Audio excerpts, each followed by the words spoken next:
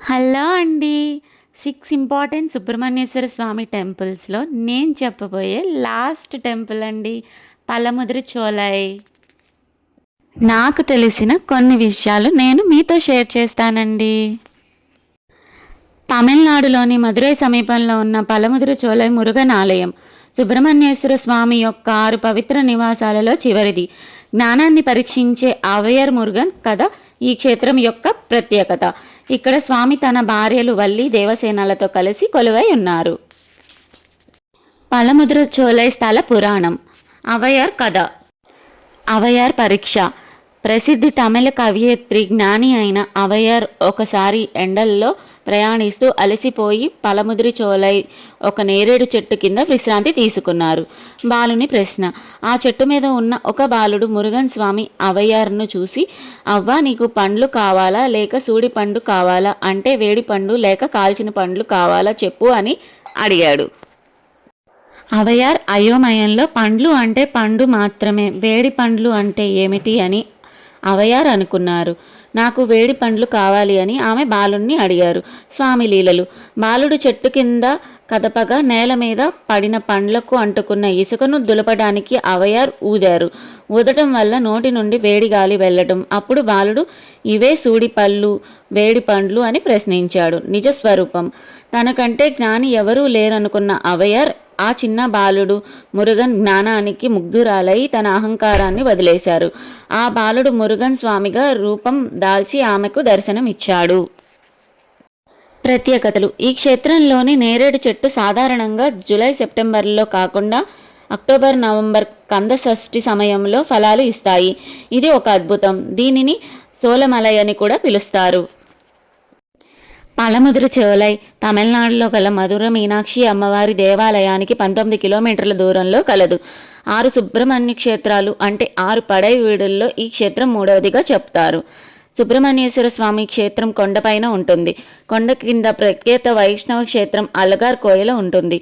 ఈ అలగార్ కోయల శ్రీ వైష్ణవ సాంప్రదాయంలో దివ్యదేశములు అని పిలువబడే 108 పవిత్ర క్షేత్రాలలో ఒకటి. కొండ కింద నుండి పైన సుబ్రహ్మణ్యేశ్వరుని ఆలయం వరకు సుమారు 4 కిలోమీటర్ల దూరం ఉంటుంది. పై వరకు కారులో వెళ్ళవచ్చు. ఆలయం వాళ్ళు బస్సు సౌకర్యం ఏర్పాటు చేశారు. ఉచితమైతే కాదు. స్థల పురాణం. ఈ క్షేత్రంలో సుబ్రహ్మణ్యేశ్వర స్వామి వారు చిన్నతనంలో ఆడుకునేవారని చెబుతారు. ఇక్కడే వల్లి మాత కూడా ఉండేదని చెబుతారు. సుబ్రహ్మణ్యేశ్వర స్వామి వారి యొక్క మహాభక్తురాలులో ఒకరైన అవయార్ని సుబ్రహ్మణ్యేశ్వర స్వామి పరీక్షించిన స్థలం ఈ క్షేత్రం. తమిళనాటి అవయార్ అని ఒక తల్లి ఉండేది. ఒకనాడు ఆమె చాలా దూర ప్రయాణం నుంచి అలసిపోయింది. బాగా ఎండగా ఉండటం వల్ల నీడ కోసం ఒక పళ్ళ చెట్టు కిందకు వచ్చింది. ఆమె అప్పటికే చాలా ఆకలి దప్పికలతో ఉంది.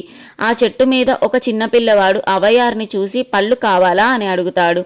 ఆమె కావాలి అనగానే ఆ పిల్లవాడు నీకు వేయించిన పళ్ళు కావాలా లేక వేయించకుండా కావాలా అని అడుగుతాడు.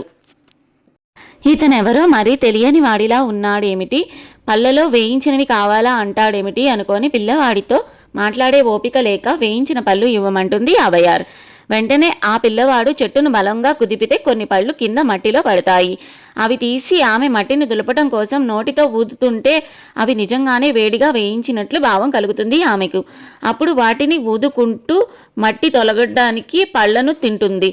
ఈ లీలను చేసింది మామూలు పిల్లవాడు కాదని, ఎవరో మహాత్ముడు నాకు పాఠం చెప్పడానికి ఈ లీల చేశాడని అనుకొని పైకి చూడగానే ఆ పిల్లవాడు మాయమై సుబ్రహ్మణ్యుడు ప్రత్యక్షమవుతారు. ఆమె జ్ఞాన భిక్ష పెట్టమని స్వామిని ప్రార్థిస్తుంది. ఈ క్షేత్రం చేరే మార్గాలు.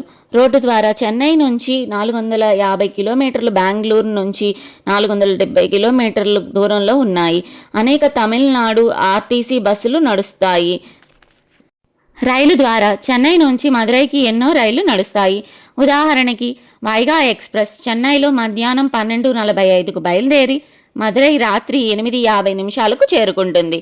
విమానం ద్వారా దగ్గరలో అంతర్జాతీయ విమానాశ్రయం చెన్నై 470 కిలోమీటర్లు. అదీ కాక జాతీయ విమానాశ్రయం మదురైకి లోని మీనాక్షి అమ్మవారి ఆలయం నుండి 10 కిలోమీటర్ల దూరంలో ఉంది.